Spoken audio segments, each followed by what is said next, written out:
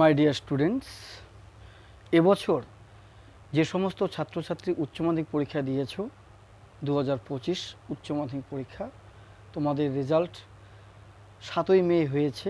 মে মাসের 7 তারিখে তোমরা রেজাল্ট জানতে পেরেছো কে কেমন রেজাল্ট করেছো। যে সকল ছাত্রছাত্রী এবছর উচ্চ মাধ্যমিক পরীক্ষায় উত্তীর্ণ হয়েছো, সকল উত্তীর্ণ উচ্চ মাধ্যমিক পরীক্ষার্থীদের জানাই আন্তরিক শুভেচ্ছা ও অভিনন্দন। সেই সঙ্গে এটাও বলবো, যারা আমাদের এবছর যারা রাজ্য স্তরে প্রথম, দ্বিতীয়, তৃতীয় হয়েছে, আমি তাদের নামগুলো বলছি। সবার নাম তো বলা সম্ভব নয়। আমি সবাইকে আমার আন্তরিক অভিনন্দন ও শুভেচ্ছা জানাচ্ছি। আমি জাস্ট 3 জনের নাম আমি আজকে ঘোষণা করব, বলবো, প্রথম, দ্বিতীয় এবং তৃতীয়, সঙ্গে চতুর্থও বলবো।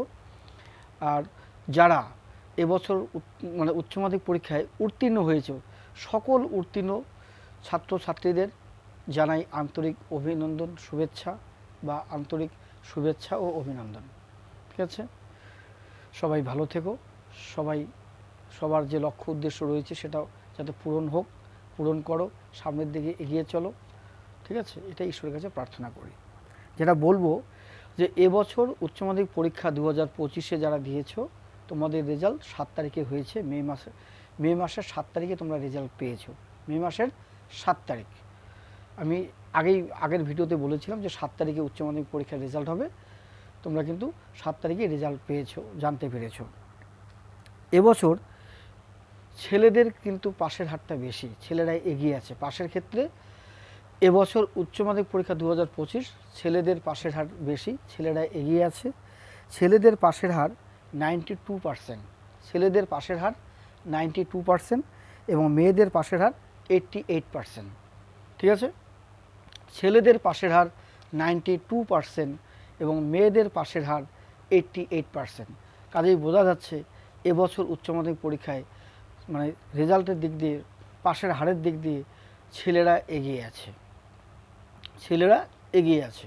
তাই বলছি, আগামীতে যেন ছেলে এবং মেয়ে সবারই সমান রেজাল্ট হয়, তোমরা সেভাবে পড়াশোনা করবে। যদিও আগামীতে উচ্চ মাধ্যমিক পরীক্ষা বলতে সেমিস্টার পদ্ধতি, সেমিস্টার 3 এবং সেমিস্টার 4-এ হবে। ঠিক আছে, সাবজেক্টে 40 নম্বর করে হবে। সেমিস্টার 3-তে হবে ক্লাস 12-এ MCQ, সঠিক উত্তর নির্বাচন, সত্য মিথ্যা ব্যাখ্যা বিবৃতি, শূন্যস্থান পূরণ, স্তম্ভ মেলানো, কাল ক্রমানুসারে সাজাও, এই ধরনের। তারপরে যখনই আবার যারা এবার সেমিস্টার 3 দেবে সেপ্টেম্বর নাগাদ, তারপরে আবার যখন সেমিস্টার 4 দেবে তখন কিন্তু বর্ণনামূলক অতি সংক্ষিপ্ত প্রশ্ন এগুলো থাকবে, সংক্ষিপ্ত প্রশ্ন। ঠিক আছে, তা যেটা বলছি যে এবছর যারা উচ্চ মাধ্যমিক পরীক্ষায় পাশ করেছো, সকল সফল অথবা কৃতী, ঠিক আছে, সকল উত্তীর্ণ ছাত্রছাত্রীদের জানাই আন্তরিক শুভেচ্ছা ও অভিনন্দন। কনগ্রাচুলেশনস। তা কি বললাম যে এবছর ছেলেদের পাশের হার 92% এবং মেয়েদের পাশের হার 88%। ঠিক আছে, টোটাল যে পাশের হার যেটা দাঁড়ালো, টোটাল পাশের হার যেটা বলবো 90.79%, 90.79%। কাজে এবার পাশের হার কিন্তু অনেক বেশি। ঠিক আছে, উচ্চ মাধ্যমিক পরীক্ষায় অনেকটা বেশি। এবার উচ্চ মাধ্যমিক পরীক্ষা 2025-এ প্রথম স্থান অর্জন করেছে বর্ধমান জেলার CMS হাই স্কুলের ছাত্র, রূপায়ণ পাল এবার উচ্চ মাধ্যমিক পরীক্ষায় প্রথম স্থান অর্জন করেছে। তার প্রাপ্ত নম্বর 497। ঠিক আছে, 500-তে 497 পেয়েছে। বাংলায় পেয়েছে 98, ইংরেজিতে 97, গণিতে 100-তে 100, রসায়নে 100, পদার্থবিদ্যায় 100, জীববিদ্যায় 99। এই হচ্ছে রূপায়ণ পালের subject wise number. Total number 497। ঠিক আছে, 497 নাম্বার পেয়েছে রূপায়ণ পাল, 497। বর্ধমান জেলার ছাত্র, CMS হাই স্কুলের ছাত্র। রূপায়ণ পাল এবছর উচ্চ মাধ্যমিক পরীক্ষায় প্রথম স্থান অর্জন করেছে। এরপরে আসি দ্বিতীয়। এবছর উচ্চ মাধ্যমিক পরীক্ষা 2025 রেজাল্ট ঘোষণা অনুযায়ী, রেজাল্টের ফলাফল অনুযায়ী এবছর দ্বিতীয় স্থান অর্জন করেছে আমাদের কোচবিহার জেলার আমাদের বক্সিরহাট হাই স্কুলের ছাত্র তুষার দেবনাথ। আমার পাশের বাড়ি, আমরা যে স্কুলে পড়াশোনা করেছি, আমাদের যে স্কুল বক্সিরহাট হাই স্কুল, সেই বক্সিরহাট হাই স্কুলেরই ছাত্র, বক্সিরহাটেরই ছেলে তুষার দেবনাথ। ঠিক আছে, তুষার দেবনাথ এবছর উচ্চ মাধ্যমিক পরীক্ষায় দ্বিতীয় স্থান অর্জন করেছে, প্রাপ্ত নম্বর 496 496 নম্বর পেয়ে তুষার দেবনাথ দ্বিতীয় স্থান অর্জন করেছে এবছর উচ্চ মাধ্যমিক পরীক্ষায়। তাহলে এবছর উচ্চ মাধ্যমিক পরীক্ষায় দ্বিতীয় স্থান অর্জন করেছে তুষার দেবনাথ, বক্সিরহাট উচ্চতর মাধ্যমিক বিদ্যালয়ের ছাত্র, কোচবিহার জেলার বক্সিরহাট উচ্চতর মাধ্যমিক বিদ্যালয়ের ছাত্র তুষার দেবনাথ, আমাদের বক্সিরহাট হাই স্কুলের ছাত্র তুষার দেবনাথ। ঠিক আছে, আমরা সেই স্কুলেই পড়াশোনা করেছি, আমাদের স্কুল। এরপর বলবো তার প্রাপ্ত নম্বর বললাম 496, 500-তে। বাংলায় পেয়েছে 97, বাংলায় 97, ইংরেজিতে 99, গণিত অঙ্কে পেয়েছে 100, রসায়নে পেয়েছে 100, পদার্থবিদ্যায় পেয়েছে 100, জীববিদ্যায় পেয়েছে 100। তাহলে দেখো, সায়েন্সের যে সাবজেক্টগুলো গণিত, রসায়ন, পদার্থবিদ্যা, জীববিদ্যা, সবগুলোতে কিন্তু 100 করে রয়েছে, 100-তে 100 পেয়েছে। শুধু বাংলা এবং ইংরেজিতে 1 নম্বর কম আছে, আর বাংলায় 3 নম্বর কম আছে। বাংলায় 97, 97, ইংরেজিতে 99, 99। ঠিক আছে, আর প্রাপ্ত নম্বর 496 নম্বর পেয়ে এবছর উচ্চ মাধ্যমিক পরীক্ষায় দ্বিতীয় স্থান অর্জন করেছে তুষার দেবনাথ, বক্সিরহাট উচ্চতর মাধ্যমিক বিদ্যালয়ের ছাত্র, জেলা কোচবিহার। তৃতীয়, এবছর উচ্চ মাধ্যমিক পরীক্ষায় তৃতীয় স্থান অর্জন করেছে রাজশ্রী অধিকারী। এই রাজশ্রী অধিকারী আরামবাগ হাই স্কুলের ছাত্র, হুগলি জেলার আরামবাগ হাই স্কুলের ছাত্র রাজশ্রী অধিকারী, প্রাপ্ত নম্বর 495, 495, বাংলায় 93, ইংরেজিতে 96, গণিতে 100, রসায়নে 100, পদার্থবিদ্যায় 100, জীববিদ্যায় 99। এই হচ্ছে তৃতীয় স্থানাধিকারী রাজশ্রী অধিকারী, আরামবাগ হাই স্কুলের ছাত্র, হুগলি জেলার আরামবাগ হাই স্কুলের ছাত্র, প্রাপ্ত নম্বর 495 নম্বর পেয়ে সে হয়েছে তৃতীয়। এরপরে চতুর্থ স্থান অর্জন করেছে সৃজিতা ঘোষাল, প্রাপ্ত নম্বর 494, সোনামুখী গার্লস হাই স্কুলের ছাত্র, বাঁকুড়া জেলার। এরপর পঞ্চম অনেকেই পঞ্চম হয়েছে, কেননা 493 নম্বর অনেকেই পেয়েছে, যেমন বীরেশ ঘোষ, রামকৃষ্ণ মিশন বিদ্যা ভবন, পশ্চিম মেদিনীপুর, প্রান্তিক গঙ্গোপাধ্যায়, আরামবাগ, হুগলি, ঐশিকী দাস মনীন্দ্রনাথ হাই স্কুল, আমাদের কোচবিহার জেলার এবার মানে তুলনামূলকভাবে গতবারের তুলনায় এবার অনেকটা ভালো রেজাল্ট হয়েছে উচ্চ মাধ্যমিক পরীক্ষার।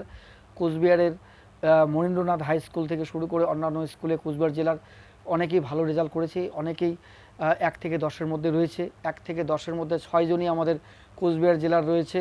এবার বিশেষ করে উত্তরবঙ্গের রেজাল্ট কিন্তু অনেকটাই ভালো।